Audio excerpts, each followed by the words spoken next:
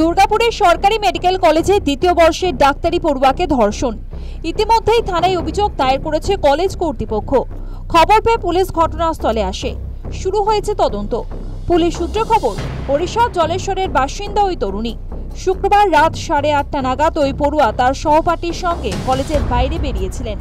সেই সময় কয়েকজন যুবক এসে তার রাস্তা আটকায় এবং ছাত্রীকে জোর করে রাস্তা থেকে তুলে পাশের জঙ্গলে নিয়ে যায়। অভিযোগ, সেখানেই গণধর্ষণ করা হয় ওই ছাত্রীকে। পরে তরুণীর সহপাঠী তাকে উদ্ধার করে কলেজে নিয়ে যান। ছাত্রীকে ভর্তি করানো হয় ওই হাসপাতালেই।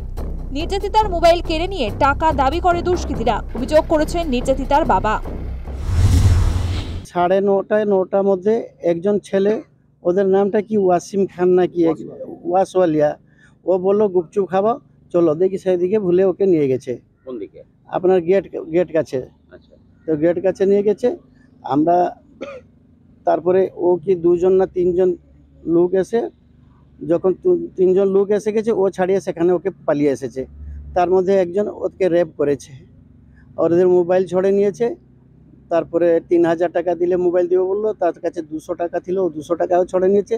তারপরে আবার ওই ছেলেটা আবার সেখানে গিয়ে সেখানে 4-5 জন মতো ছিল সেখানে। যখন দেখছে ব্লিডিং হয়ে গেছে, তারপরে ওই ছেলে আবার যায় নিয়ে এসেছে। ঘটনায় কলেজের নিরাপত্তা এবং কলেজ কর্তৃপক্ষের ভূমিকা নিয়ে প্রশ্ন তুলেছেন সহপাঠীরা। বিশ্বাস করা যায় না, এখানে এই 2 মিনিটের রাস্তা, এখানে এরকম হচ্ছে। ম্যানেজমেন্ট ভেতরে বসে আছে, কেউ বেরোচ্ছে না কথা বলার জন্য। আপনারা বলুন, সবাই কথা বলতে এসছে, সবাই নিরাপত্তাই তো ব্যাপার, নিরাপত্তা নেই বলে তো এসছে সবাই এখানে। She right now is under medication and observation. মেয়েটি এখন ভালো আছে। আমাদের foremost one of the important aspect right now is যে মেয়েটি সুস্থ থাকুক। মেয়েটি শারীরিক এবং মানসিক দুটো দিকই আমাদের দেখা দরকার। আমরা সেটাই চেষ্টা করছি। আমরা সহযোগিতা করছি, সহযোগিতা করব। আমাদের সহানুভূতি আছে তাদের প্যারেন্টসদের সঙ্গে, কিন্তু যেহেতু দুজনেই প্রাপ্তবয়স্ক, দুজনেই বাইরে নিজেদের স্বইচ্ছায় গেছে, ক্যাম্পাসের বাইরে গেছে, এখানে ইনস্টিটিউশনের সিকিউরিটির কোনো ব্যাপার নেই। আমাদের সিকিউরিটি শুধু আমাদের মেন গেট অবধি। গোটা বিষয়টি জানার পর তড়িঘড়ি এদিন ভোরে দুর্গাপুর এসে পৌঁছন তরুণীর বাবা মা। ঘটনায় থানায় অভিযোগ দায়ের করা হয়। এই ঘটনায় সহপাঠীর ভূমিকা নিয়ে উঠেছে প্রশ্ন। নির্যাতিতার মায়ের তরফে জানানো হয়েছে, মেয়ে বাইরে যেতে চায়নি, সহপাঠীর কথায় তিনি বাইরে যেতে রাজি হন। তারপর এই ঘটনা ঘটে। ঘটনার খবর পেয়ে কলেজ কর্তৃপক্ষের সঙ্গে দেখা করতে চেয়ে হাসপাতালে যান স্থানীয় সিপিএম। সেই সময় তাদের বাধা দেওয়া হয় বলে অভিযোগ।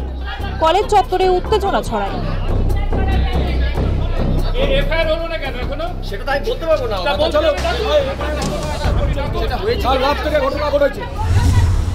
তার মানে এরা হচ্ছে নিজেরা সব সেটিং করে নিয়েছে। আপনাদেরকে আমাদেরকে বলছে যেতে পারবেন না, আমরা কেন যেতে পারবো না? আমরা তো কাউকে ডিস্টার্ব করতে চাই না। আমরা ম্যানেজমেন্টের সঙ্গে 2-3 জন কথা বলতে চেয়েছিলাম, 2-3 জন। 1 ঘন্টা দাঁড়িয়ে থাকার পরেও তারা আমাদের কোনো রেসপন্স করেনি। আমরা বাধ্য হয়ে ঢুকেছি। বাধ্য হয়ে ঢোকার পরেও আমাদের আটকে দেওয়ার চেষ্টা করা হয়েছে। আমরা সেই জন্য এখন জোর করে ঢুকেছি।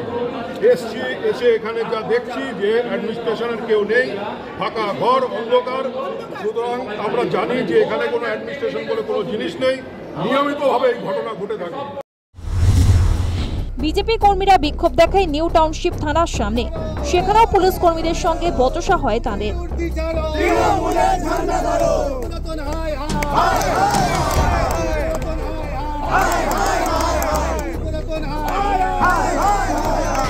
ঘটনা ঘটার দীর্ঘ সময় পরেও থানায় কোনো লিখিত অভিযোগ দায়ের করা হয়নি। এ বিষয়ে কলেজ কর্তৃপক্ষকে প্রশ্ন করা হলে উত্তর দিতে চাননি অধ্যক্ষ। এই ঘটনায় রিপোর্ট তলব করেছে স্বাস্থ্য ভবন। দুর্গাপুরের ওই বেসরকারি হাসপাতালকে রাজ্যের স্বাস্থ্য শিক্ষা অধিকর্তার কাছে রিপোর্ট দিতে হবে।